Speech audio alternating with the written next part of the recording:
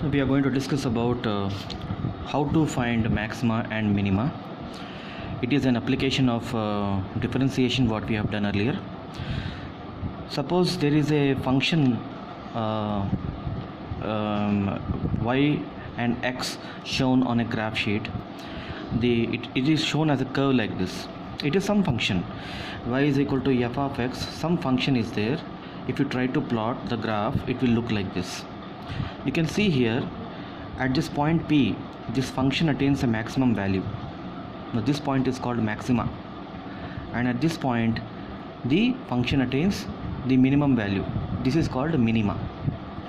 So we will try to find out these points and the maximum value of a function or the minimum value.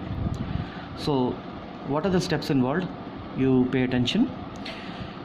The first step is you have to find dy by dx. The second step is equate this dy by dx to 0. And once you equate to 0, you have to find the stationary points. Then find d square y by dx square.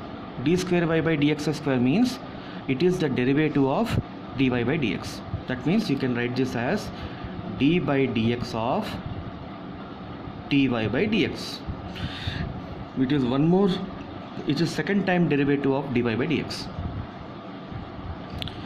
So in this, once you do d square y by dx square, if it is less than 0, the function attains maxima.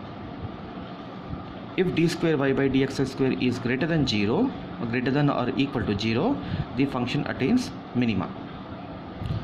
Now let us see this with the help of an example. Let us say y is equal to x square plus 2x. Some function is given. You find dy by dx. So it is 2 into x plus 2, like we have done in the earlier class. So what is the next step? I need to equal it to 0. So x comes minus 1. Now this is my stationary point. Now again find d square y by dx square. It is d by dx of this. So here d by dx of this comes how much? Constant will have no derivative. D by dx of 2x will be 2. Now it is greater than 0. So therefore at x is equal to minus 1, the function attains minima. Because this is greater than 0, the function attains minima. Let us try to understand the physical meaning of it. Take x is equal to minus 1 and calculate y. If you put x is equal to minus 1, you are getting y is equal to minus 1. Okay? Take some other values. Take x is equal to 0. Then y becomes 0. Which is more, 0 or minus 1? 0 is more. Okay? If you take x value greater than 0, what will happen? X square will be positive, 2x will be positive. So this will be always greater than 0.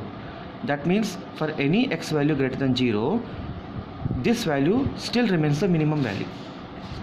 Now take x value which is less than minus 1.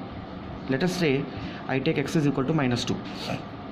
I get y is equal to minus 2 whole square plus 2 into minus 2, which is 0. Okay? Now 0 is more than minus 1. So even now minus 1 is the minimum value. Take x is equal to minus 3, you get 3. And 3 is more than minus 1. So I can say that x is equal to minus 1. I am getting the function value which is the minimum of all the values. Let's take another example. Y is equal to minus 4x square plus 7. Dy by dx is equal to minus 8x. Equate it to 0. You get x is equal to 0. Now this is my stationary point. Find d square y by dx square. That is d by dx of minus 8x. It is minus 8. It is less than 0. That means at x is equal to 0, the function attains maxima. Let's plug in some values and see what happens. At x is equal to 0, y is equal to 0 plus 7. You can put x is equal to 0 in y. 4 into 0, it will be 0 plus 7, it is 7. I say that this is the maximum value. Take some other values, take some negative values. Put x is equal to minus 1, you are getting 3. So 7 is more than 3. Put x is equal to minus 2, you are getting minus 9. So out of these two, 7 is more. You can put positive values also. X is equal to 1, you are getting 3. So 7 is more than 3.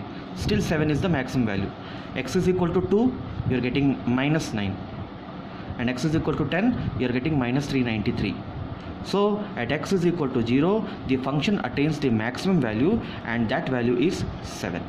So this is how we apply the concept of minima and maxima using the differentiation.